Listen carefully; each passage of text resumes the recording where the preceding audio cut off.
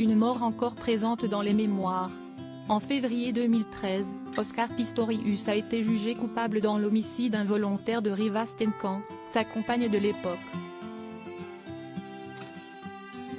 Pour rappel, le 14 février 2013, la jeune femme de 29 ans avait été retrouvée morte dans la salle de bain du domicile du sportif.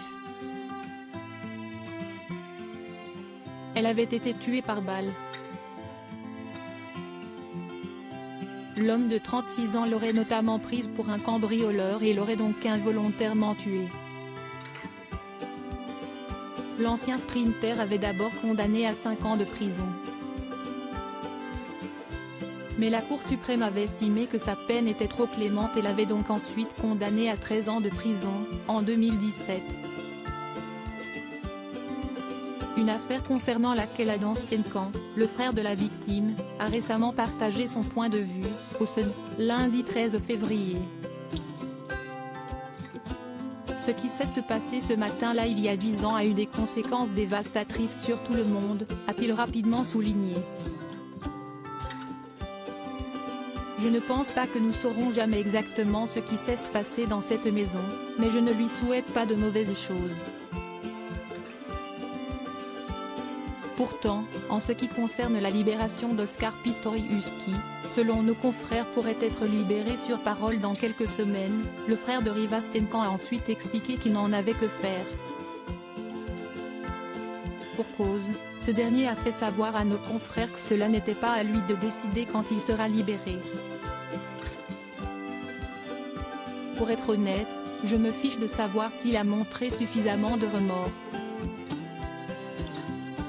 Cela ne changera rien, a-t-il ensuite affirmé.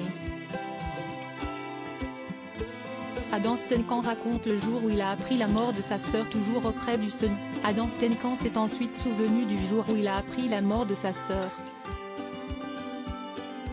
C'était une matinée froide, normale et banale.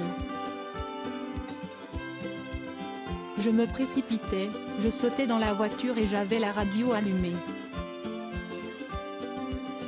Aux nouvelles, ils ont évoqué le fait que quelque chose de terrible s'était produit et que quelqu'un avait été tué et que cela était lié à Oscar Pistorius, a-t-il rapidement contextualisé. Seulement, l'idée que sa sœur soit la victime de ce meurtre lui est rapidement venue en tête.